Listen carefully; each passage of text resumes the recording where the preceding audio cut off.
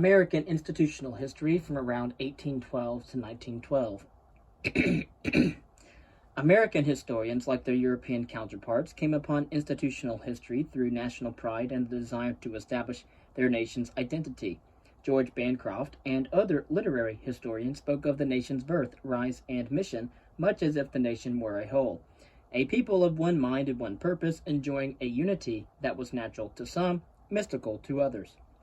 That view accorded well with one aspect of 19th century American life.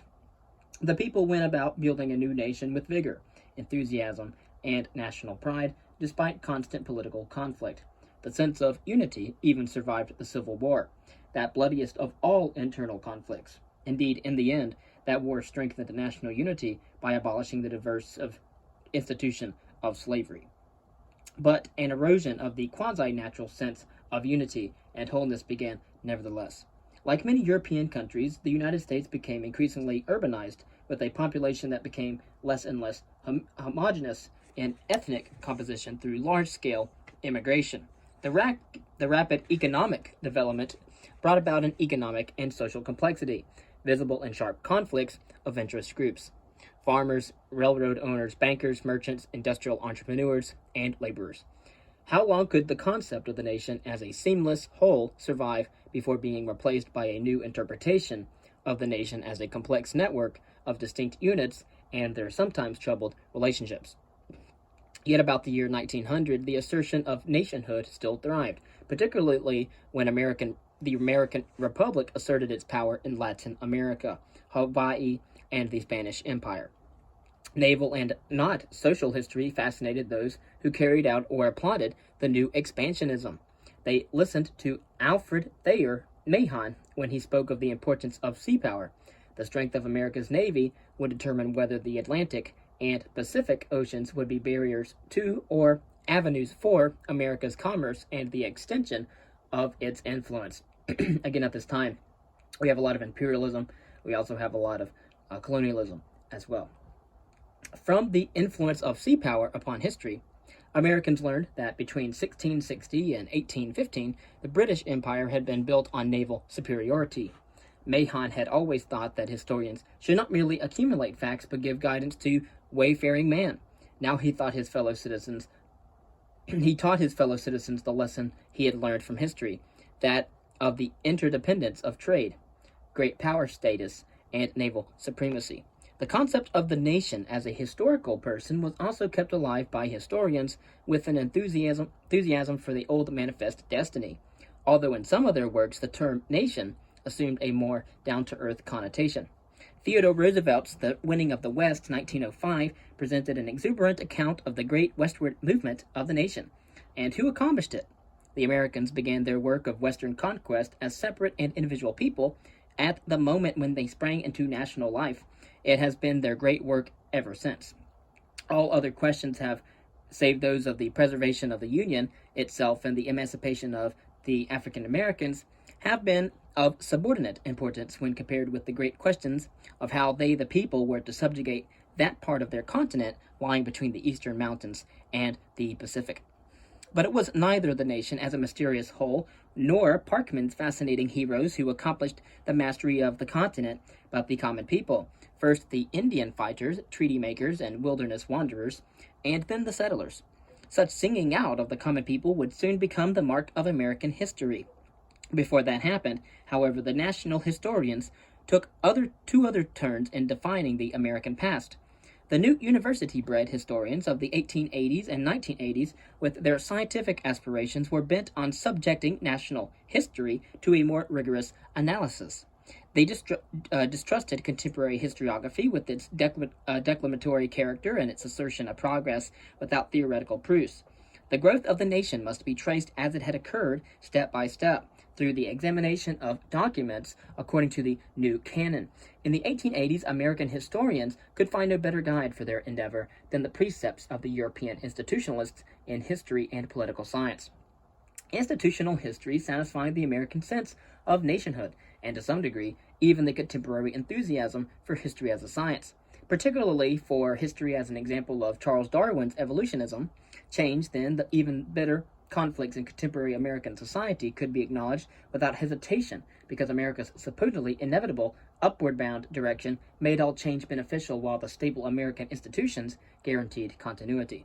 When they looked for the origins of American institutions, many of the American institutionalists accepted the findings of Sir Henry Maine and Edward A. Freeman concerning the Germanic ancestry of libertas and demos, or democracy. They stipulated that the English settlers had transferred the institutions of libertas to the New World.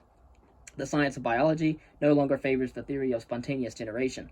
Whenever organic life occurs, there must have been some seed for that life. History should not be content with describing effects when it can explain causes. It is just as improbable that free local institutions should spring up without a germ along American shores as that English wheat should have grown here without planting. Town institutions were propagated in New England by Old English and Germanic ideas brought by Pilgrims and Puritans. From the 1880s onwards, students heard this Germanist thesis propounded by their professors, among them Herbert Baxter Adams, Henry Adams, whose title was Professor of Institutional History, John W. Burgess, and Albert Bushnell Hart. Through the work of such men, all of American history, not just the colonial period, became firmly anchored in the many centuries of Anglo-Saxon history. The more seriously the call for a scientific history was taken and the more critical historical analysis became, the less well the simple Germanist thesis worked as an explanation. Institutions similar in name and appearance to English counterparts turned out to serve different purposes in American society. In addition, such a transfer theory of institutions left dissatisfied those who stressed the uniqueness of American society over the continuity of English tradition in American history.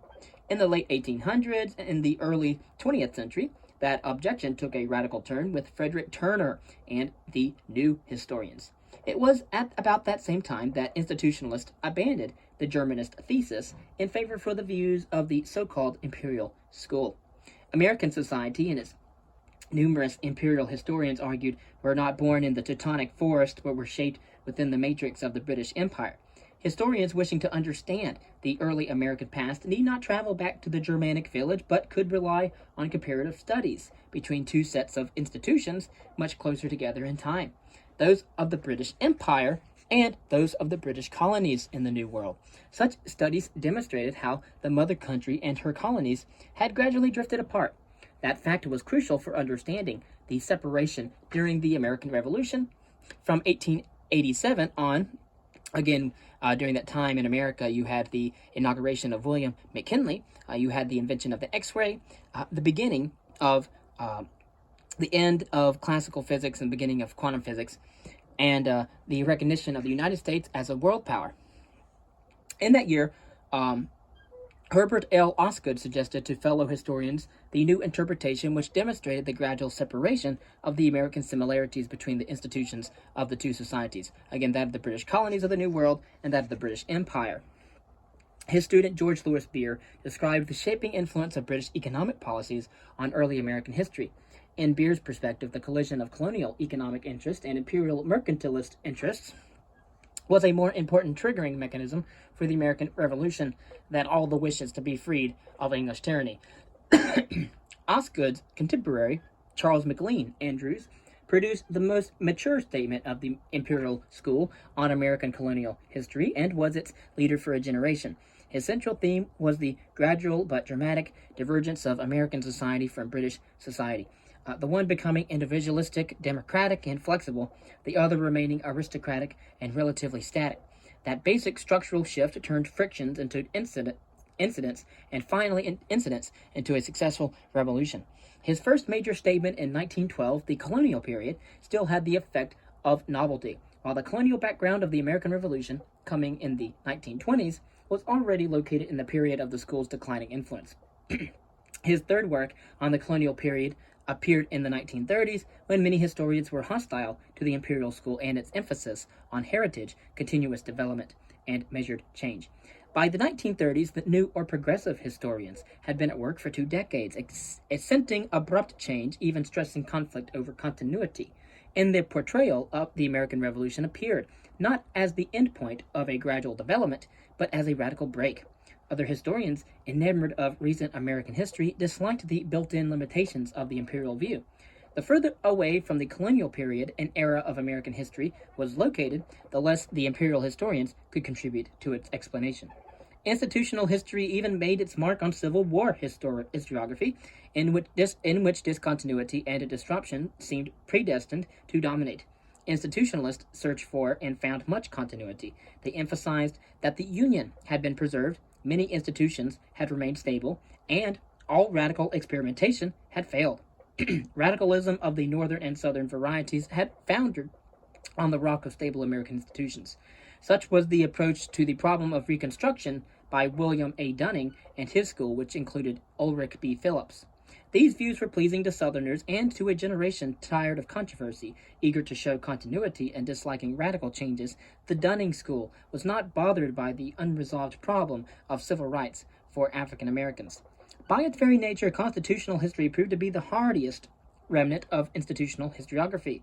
There, historians such as Andrew C. McLaughlin and later Edward S. Corwin traced the gradual shaping of many institutions by the nation's supreme legal form and in turn analyzed the layers of legal sediments which American life had deposited over the years in the American Constitution.